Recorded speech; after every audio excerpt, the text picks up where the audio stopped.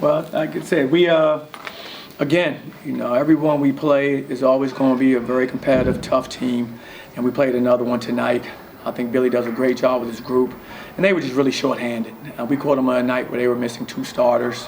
Their leading scorer and the second leading scorer both were out with injuries, and that's tough for any coach, tough for any team to try to overcome. I thought, looking at their first half, even with all that being said, I thought they were very competitive.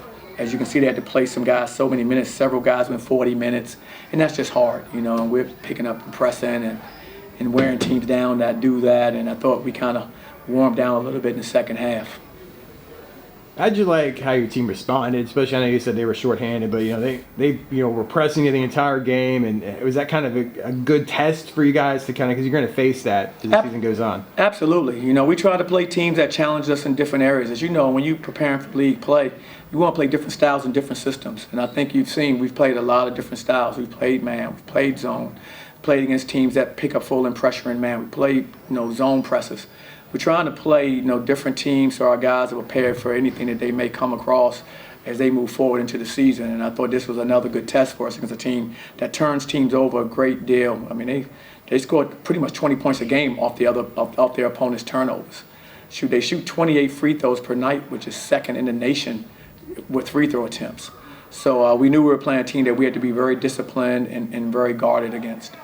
We mentioned this a team that's prolific, showing up at the free throw line. How much did that Sanford game last week prepare you for a team like that likes to get to the free throw line? It really did prepare us. I mean, because we had just played another team that went to the free throw line a lot. So, of course, we talked to our guys and challenged them a lot after that game about, how we have to play discipline on defense and we can't pick up those type of fouls.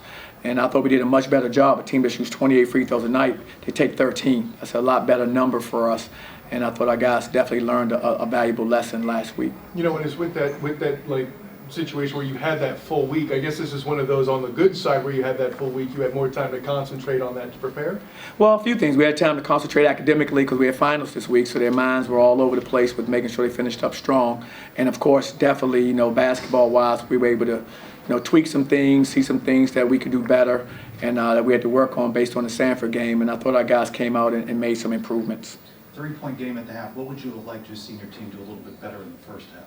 I thought we should have done a better job of keeping the ball out the paint. I thought of that 3-point game in the first half, they had 27 points. I want to say 20 of them came in the paint. And so we have to do a better job of guarding our yard and understanding what we're trying to do with our defensive rotations. What can you say about Taylor Hendricks and just what he gives you every game, it seems like now? Well, tell him he's a terrific young player. You see him getting better and growing in every game. And the thing I like about him is, like I say, he's very coachable, and he really does have a next play mentality.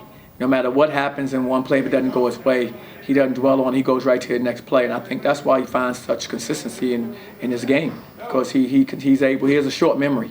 Basketball can be tough on guys who have a long memory because they can dwell on things that wasn't positive. He doesn't dwell on things that don't work out for him. He goes to the next play and figures something else out, and that's a good quality. I hope he continues to keep that. Of course, in this game, he didn't really have a whole lot to forget. Once again, only missing one from the field there. Yeah, so that's. I think you had that last week, where only had one missing from the field. Is it something with preparation? Like, what do you do with a player like that who's kind of feeling it like that? Is it hands off, or have you done anything to kind of keep him going? How does that work? Well, of course, we want to keep him involved in our offense. And offense, as you know, you can tell by how he plays. We find him when he has opportunities. We want him to be aggressive when he has his looks to take them. And I think he plays with a lot of confidence that way. And he's just very efficient. He's a very efficient player. I mean, the reason why I think he shoots like percentages like he shoots is because very rarely does he take bad shots. He's pretty much taking shots he knows he can make. And I think that's a mark of a really good player. He's finding shots in our offense that he knows he's capable of knocking down, so he shoots a good percentage doing it. 7-2 after 9 games, couple of close losses. What do you still not know about this team?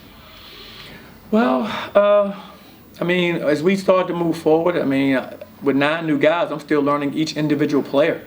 I'm still learning about our rotation still. We don't have C.J. Walker, consistently with us yet. So there are things that I'm not sure as he comes back. Our rotations, have to be adjusted again. Even with the guys we have now, our rotations are still being tweaked because guys are assuming different roles. Jalen's just assumed a different role a couple games ago. So we're still learning how guys are going to respond to different roles. And that's probably the biggest thing that we're learning is just through our personnel with 9 guys, where are we, on a day-to-day basis with our growth.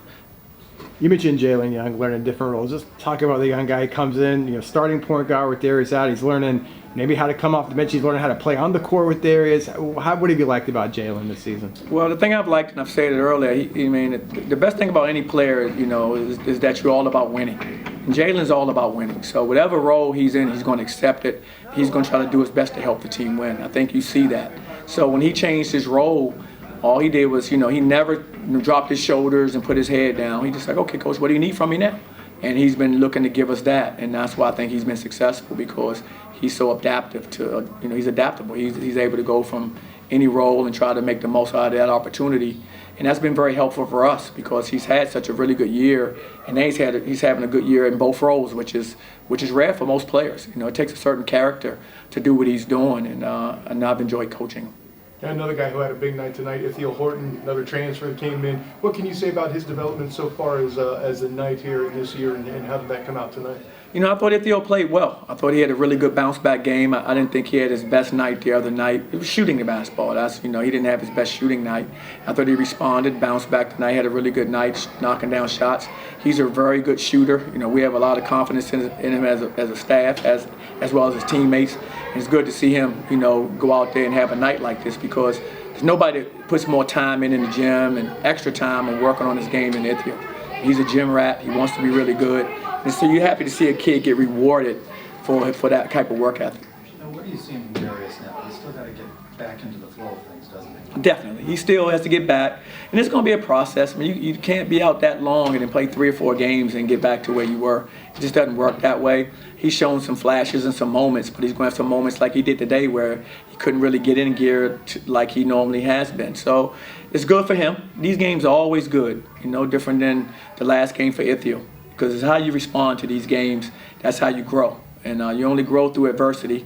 And so, he has a game where he probably wasn't his best game, but it still was, to me, if we don't have him in a game like this, his ball handling, he's strong with the ball, he finds guys. Those are all qualities that can go, overlooked in a game like this.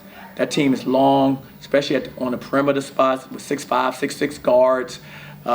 They can swallow you up. He did a great job of maneuvering the basketball, finding his teammates, getting to the basket, helping to draw fouls, getting us in the bonus. All the things that I see, the positives that he did.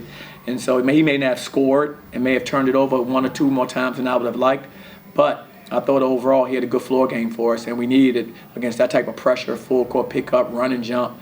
That type of defense really doesn't bother him, and that really helps our team. How important is this next week just in terms of the challenge and, really big games too? You go on the first real away game at Ole Miss, and you got Missouri is having a fantastic season. No, absolutely. They're playing really well, and Ole Miss is projected to be one of the better teams in the SEC this year, I believe. So, that's the type of teams we're going to play. You guys have been with us, the entire time I've been here, and so you've never seen us not play challenging schedules in the preseason. And we won't. We want to play teams that are going to help prepare us for conference play. And we know, those 2 games that are coming up, Ole Miss, of course, is the one we're concentrating on first, are going to be, tough tests for us. But that's going to help us as a team grow. And a true road game out of state, that gives your team a new challenge as well. Absolutely. And that's good for us. We've only had a neutral site games. So going out on the road for a true road game is going to be good for our growth as well. Before we hit league play, we want to make sure we go out and see where we are, when we go to an opposing team's arena. Awesome. Appreciate it. Thank you, Coach. You guys got it. Good luck this week. Guys. Thank you.